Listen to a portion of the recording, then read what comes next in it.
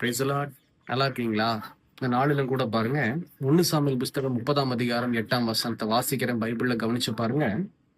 தாவீது கர்த்தரை நோக்கி, நான் அந்த தண்டை பின்தொடர வேண்டுமா? அதை பிடிப்பேனா என்று கேட்டான். அதற்கு தேவன், அதை பின்தொடர், அதை நீ பிடித்து சகலத்தையும் திருப்பிக் கொள்ளுவாய். நேற்று தினத்துல பார்த்தோம்ல, ஜெபிக்கிறதை காட்டிலும் உத்தரவு கேட்டு ஜெபிக்கும் போது கர்த்தர் பேசுவார், ஆசீர்வதிப்பார். இன்னைக்கு அதுதான் எக்ஸாம்பிள். பாருங்க, இந்த 1 சாமுவேல் புஸ்தகம் 30ஆம் அதிகாரத்துல 3 மற்றும் 4 வசனத்தை வாசிச்சு பாருங்க. பைபிள்ல நான் கதை மாதிரி சொல்றேன். தாவீதும் தன்னோட கூட இருக்கிற மனுஷர்களும் ஊருக்குள்ள வரும்போது அங்க எல்லாத்தையும் எரிச்சு சாம்பல் ஆக்கிட்டாங்க இடத்தையே. மனைவி, குழந்தைகள், ஆடு, மாடு எல்லாத்தையும் கொள்ளையிட்டு கொண்டு போயிட்டாங்க.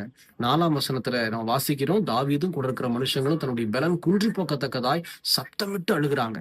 அப்போ ஊருக்குள்ள வந்து திடுக்கிடும் போதும் ஆண்டவர் பேசல, அழுகும் போதும் கர்த்தர் பேசல. ஆனா எப்ப பேசுறாரு? 8ஆம் வசனத்துல தேவ சமூகத்துல தாவீது திடமாய் மாறி, ஆண்டவரே நான் அந்த தண்டை பின்தொடரட்டுமா, பிடிப்பேனான்னு சொல்லி கொஸ்டின் மார்க் வச்சு உத்தரவு கேட்கிறார். உத்தரவு கேட்கும் போதுதான் கர்த்தர் உடனடியா பேசுறாரு. என்ன பேசுறாருன்னு கவனிங்க. அதை பின்தொடர், அதை நீ பிடித்து சகலத்தையும் திருப்பிக் கொள்ளுவாய். 8ஆம் வசனத்துல கடைசி 2 வரி, சகலத்தையும் திருப்பிக் கொள்ளுவாய். எவ்வளவு பெரிய ஆசீர்வாதம்! இதே மாதிரிதான் தேவன் உங்களையும் என்னையும் ஆசீர்வதிக்க விரும்புகிறார். எப்ப தெரியுமா? வெறுமையா ஜெபிக்கும் போதல்ல, உத்தரவு கேட்டு காத்திருந்து ஆண்டவர் ஓகேன்னு சொல்ற வரைக்கும் காத்திருந்து ஜெபிக்கும் போதுதான் கர்த்தர் உங்களை என்னை ஆசீர்வதிப்பார். இந்த வீடியோ தொடர்ச்சி பாருங்க. எங்களுக்காக ஜெபித்துக் கொள்ளுங்கள். God bless you.